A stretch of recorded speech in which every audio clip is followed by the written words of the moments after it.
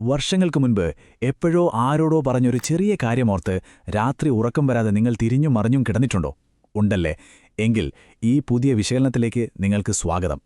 ഇന്ന് നമ്മൾ സംസാരിക്കാൻ പോകുന്നത് നമ്മുടെയൊക്കെ മനസ്സിന്റെ വളരെ രസകരമായ, എന്നാൽ നമ്മൾ തന്നെ പലപ്പോഴും തെറ്റിദ്ധരിച്ചൊരു കാര്യത്തെക്കുറിച്ചാണ്. അതെ, ഒരു ഓവർ തിങ്കറുടെ തലച്ചോറിനുള്ളിലേക്കാണ് നമ്മളിന്ന് നോക്കാൻ പോകുന്നത്. അമിതമായി ചിന്തിക്കുന്നത് ഒരു വലിയ കുഴപ്പമാണെന്നല്ലേ നമ്മളൊക്കെ കരുതിയിരിക്കുന്നത്? എന്നാൽ മനഃശാസ്ത്രം വെളിപ്പെടുത്തുന്ന ചില സത്യങ്ങൾ കേട്ടാൽ നിങ്ങൾ ശരിക്കും ഞെട്ടും. അപ്പോൾ നമുക്ക് നേരെ വിഷയത്തിലേക്ക് കടക്കാം. നിങ്ങളോട് തന്നെ ഞാനൊരു ചോദ്യം ചോദിക്കട്ടെ. എന്തിനാ ഇങ്ങനെ ചെറിയ കാര്യങ്ങൾ പോലും വല്ലാതെ ചിന്തിച്ചു കൂട്ടുന്നത് എന്ന് ആരെങ്കിലും നിങ്ങളോട് ചോദിച്ചിട്ടുണ്ടോ? അല്ലെങ്കിൽ ഒരു തീരുമാനമെടുക്കാൻ കുറച്ച് സമയമെടുക്കുമ്പോൾ കൂട്ടുകാരുടെ വക കളിയാക്കലുകൾ കേൾക്കേണ്ടി വന്നിട്ടുണ്ടോ? ഉണ്ടെങ്കിൽ ഉറപ്പിച്ചോളൂ, നിങ്ങൾ ഒറ്റയ്ക്കല്ല. ഈ ചോദ്യം നിങ്ങളുടെ ദൈനംദിന ജീവിതത്തിന്റെ ഭാഗമാണെങ്കിൽ ഇന്ന് നമ്മൾ ചർച്ച ചെയ്യുന്ന കാര്യങ്ങൾ കൃത്യമായി നിങ്ങൾക്കുള്ളതാണ്. നിങ്ങളുടെ തലച്ചോറ് യഥാർത്ഥത്തിൽ എങ്ങനെയാണ് പ്രവർത്തിക്കുന്നതെന്നതിന്റെ കൃത്യമായ ഉത്തരം ഈ പഠന വിശകലനത്തിൽ നമുക്ക് കണ്ടെത്താം. ഒന്നാമത്തെ ഭാഗം, ഓവർ തിങ്കിംഗ് എന്ന മിഥ്യാധാരണ. നമ്മളൊക്കെ വിചാരിച്ചിരിക്കുന്നത് അമിതമായി ചിന്തിക്കുന്നത് എപ്പോഴും ഒരു പോരായ്മയാണെന്നും അതൊരു വലിയ ഉത്കണ്ഠയുടെ ലക്ഷണമാണെന്നുമാണല്ലോ. എന്നാൽ യാഥാർത്ഥ്യം അതല്ല കേട്ടോ. ശാസ്ത്രം എന്താണ് പറയുന്നതെന്നറിയാമോ? ഓവർ തിങ്കിംഗ് നിങ്ങളുടെ ഒരു പോരായ്മയെ അല്ല, മറിച്ച് മനഃശാസ്ത്രം അടിവരയിട്ട് പറയുന്നത് അതൊരു വലിയ ബൗദ്ധിക നേട്ടമാണെന്നാണ്. ഇതൊരു ഭാരമാണെന്ന് തോന്നിയിട്ടുണ്ടെങ്കിൽ അതൊന്ന് മാറ്റി ചിന്തിച്ചോളൂ. കാരണം നിങ്ങളുടെ ഉയർന്ന ബുദ്ധിശക്തിയുടെ, അതായത് ഉയർന്ന ഐക്യുവിൻ്റെ വലിയൊരു ലക്ഷണമാണിത്. അതെങ്ങനെയാണ് സംഭവിക്കുന്നതെന്ന് നമുക്ക് ശാസ്ത്രീയമായി തന്നെ ഒന്ന് പരിശോധിക്കാം. രണ്ടാമത്തെ ഭാഗം, എന്താണ് കോഗ്നിറ്റീവ് കോംപ്ലക്സിറ്റി അഥവാ വൈജ്ഞാനിക സങ്കീർണത? ഉയർന്ന ബുദ്ധിശക്തിയുള്ള ഒരു തലച്ചോർ ഒരു സാഹചര്യത്തെ എങ്ങനെയാണ് കൈകാര്യം ചെയ്യുന്നതെന്ന് നോക്കാം. കോഗ്നിറ്റീവ് കോംപ്ലക്സിറ്റി എന്നു പറഞ്ഞാൽ വെറുതെ പേടിച്ചിരിക്കുന്ന അവസ്ഥയല്ല. അതായത് നമ്മളൊരു പുതിയ ഫോണോ വണ്ടിയോ വാങ്ങാൻ പോകുകയാണെന്നിരിക്കട്ടെ, അല്ലെങ്കിൽ സുഹൃത്തിനൊരു മെസ്സേജ് അയക്കുന്ന കാര്യം തന്നെ എടുക്കാം. മറ്റുള്ളവർ ഒട്ടും ശ്രദ്ധിക്കാത്ത ചെറിയ വിവരങ്ങൾ പോലും നിങ്ങളുടെ തലച്ചോർ അതിവേഗം വിശകലനം ചെയ്യുകയാണവിടെ. ഒരു തീരുമാനമെടുക്കുന്നതിന് മുൻപ് അതിന്റെ അനന്തരഫലങ്ങൾ എന്തായിരിക്കുമെന്ന് നിങ്ങൾ യുക്തിപരമായി ചിന്തിക്കുന്നു. ചുരുക്കി പറഞ്ഞാൽ മറ്റുള്ളവർ കാണാതെ പോകുന്ന ഡേറ്റകൾ നിങ്ങൾ വളരെ കൃത്യമായി ശേഖരിക്കുകയാണ് ചെയ്യുന്നത്. ഇവിടെ നമ്മൾ ശ്രദ്ധിക്കേണ്ട ഏറ്റവും പ്രധാനപ്പെട്ട കാര്യം ഇതാണ്.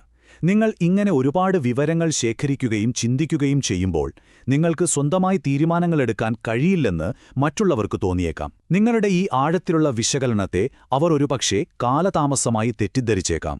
എന്നാൽ സത്യത്തിൽ അവിടെ എന്താണ് നടക്കുന്നത്? ഏറ്റവും മികച്ച തീരുമാനമെടുക്കുന്നതിനും ഏറ്റവും നല്ല ഫലം ലഭിക്കുന്നതിനുമുള്ള വളരെ ലോജിക്കലായ ഒരു പ്രക്രിയയാണ് നിങ്ങളുടെ തലച്ചോറിൽ നടക്കുന്നത്. ഇനി മൂന്നാമത്തെ ഭാഗം നോക്കാം, കോഗ്നിറ്റീവ് റിഫ്ലക്ഷന്റെ ശക്തി.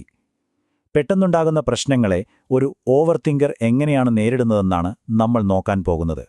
കോഗ്നിറ്റീവ് റിഫ്ലക്ഷൻ എന്നത് ശരിക്കും വളരെ പ്രൊഡക്റ്റീവായൊരു സ്വഭാവമാണ്. എന്തെങ്കിലും ഒന്ന് സംഭവിക്കുമ്പോൾ തന്നെ കണ്ണും പൂട്ടി പ്രതികരിക്കാറുണ്ടോ നിങ്ങൾ? ഇല്ലല്ലേ. അതിനു പകരം കാര്യങ്ങളെ കൂടുതൽ ആഴത്തിൽ ചിന്തിക്കാനും സ്വന്തം തലച്ചോറിലെ ആദ്യത്തെ തോന്നലുകളെ പോലും ചോദ്യം ചെയ്യാനുമുള്ള നിങ്ങളുടെ കഴിവാണ് ഇതിലൂടെ വ്യക്തമാകുന്നത്. വെറുതെ എടുത്തുചാടി പ്രതികരിക്കുന്നതിനു പകരം കാര്യങ്ങളെ കൂടുതൽ യുക്തിപരമായി കാണാൻ ഇത് നിങ്ങളെ സഹായിക്കുന്നു. ഒരു വലിയ പ്രശ്നത്തെ നിങ്ങളുടെ തലച്ചോർ എങ്ങനെയാണ് പരിഹരിക്കുന്നതെന്നറിയാമോ? വളരെ സിമ്പിളാണ്. ആദ്യം നിങ്ങൾ പെട്ടെന്നുള്ള പ്രതികരണം അങ്ങ് നിർത്തുന്നു. എന്നിട്ട് നിങ്ങളുടെ തന്നെ ആദ്യത്തെ ചിന്തകളെയും പ്രതികരണങ്ങളെയും നിങ്ങൾ സ്വയം ചോദ്യം ചെയ്യുന്നു. അതിനുശേഷം ഏറ്റവും മികച്ച ഒരു പ്രശ്നപരിഹാരത്തിലേക്ക് നിങ്ങൾ എത്തിച്ചേരുന്നു. എടുത്തുചാട്ടം ഒഴിവാക്കി കൃത്യമായ ഉത്തരം കണ്ടെത്താനുള്ള അതിശക്തമായ ഒരു മെന്റൽ ടൂളാണിതെന്ന് പറയാം.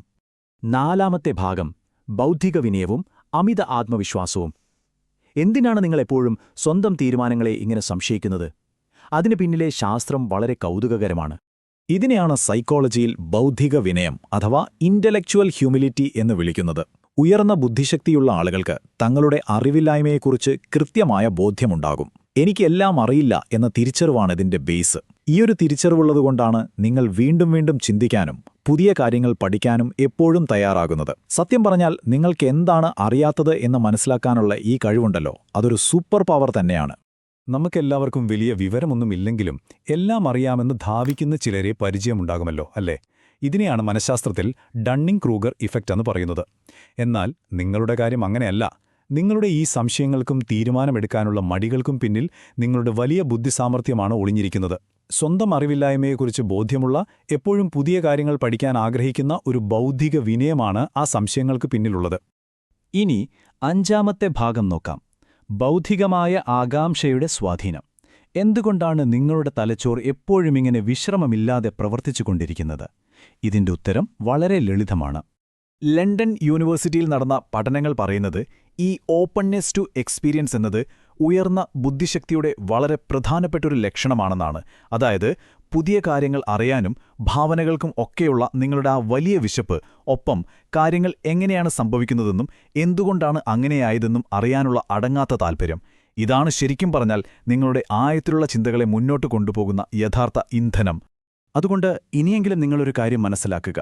ഒരു കാര്യത്തെക്കുറിച്ച് പല കോണുകളിൽ നിന്ന് നിങ്ങൾ ചിന്തിക്കുന്നത് നിങ്ങൾക്ക് വെറുതെ ഉത്കണ്ഠയോ പേടിയോ ഉള്ളതുകൊണ്ടല്ല, മറിച്ച് നിങ്ങളുടെ ഉള്ളിലെ ബൗദ്ധികമായ ആകാംക്ഷയും നിങ്ങളുടെ ആ വലിയ ഭാവനാശേഷിയുമാണ് നിങ്ങളെ എപ്പോഴും അതിന് പ്രേരിപ്പിക്കുന്നത്. ഇതൊരു വളരെ പോസിറ്റീവായ കാര്യമാണ് കേട്ടോ. ആറാമത്തെയും അവസാനത്തെയും ഭാഗം, നിങ്ങളുടെ ആഴത്തിലുള്ള ചിന്തകളെ അംഗീകരിക്കുക. ഇതുവരെ നമ്മൾ കണ്ട കാര്യങ്ങളെല്ലാം ചേർത്ത് നിങ്ങളുടെ ചിന്താഗതിയെ നമുക്കൊന്ന് മാറ്റിമറിക്കാം.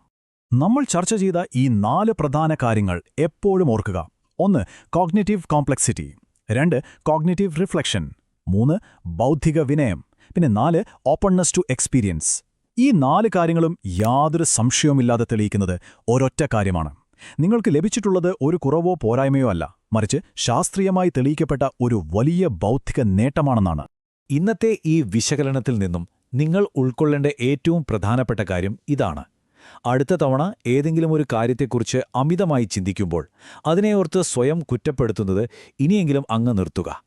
ചുറ്റുമുള്ള ലോകത്തെ കൂടുതൽ വ്യക്തമായി ഡീകോഡ് ചെയ്തെടുക്കാൻ പാകത്തിലാണ് നിങ്ങളുടെ സജീവമായ തലച്ചോറ് ഡിസൈൻ ചെയ്തിരിക്കുന്നത് എന്ന് വളരെ അഭിമാനത്തോടെ തന്നെ മനസ്സിലാക്കുക.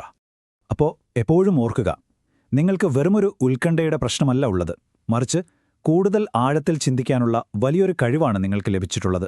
മനുഷ്യ മനസ്സിനെക്കുറിച്ചുള്ള ഈ പഠന വിശകലനം നിങ്ങൾക്ക് പുതിയൊരു അറിവ് നൽകി എന്ന് ഞാൻ വിശ്വസിക്കുന്നു. ഇനി പറയൂ, അടുത്ത തവണ നിങ്ങളുടെ തലച്ചോർ ഒരു കാര്യത്തെക്കുറിച്ച് 100 ചോദ്യങ്ങൾ ചോദിക്കുമ്പോൾ നിങ്ങളതിനെ പേടിയോടെ മാറ്റി നിർത്തുമോ, അതോ നിങ്ങളുടെ ഈ ബൗദ്ധികമായ കഴിവിനെ അഭിമാനത്തോടെ ഉപയോഗിക്കുമോ? കൂടുതൽ മനഃശാസ്ത്ര സത്യങ്ങൾക്കും പുതിയ അറിവുകൾക്കുമായി നമ്മുടെ ചാനൽ സബ്സ്ക്രൈബ് ചെയ്യാൻ മറക്കരുത്. മറ്റൊരു വിഷയവുമായി വീണ്ടും കാണാം.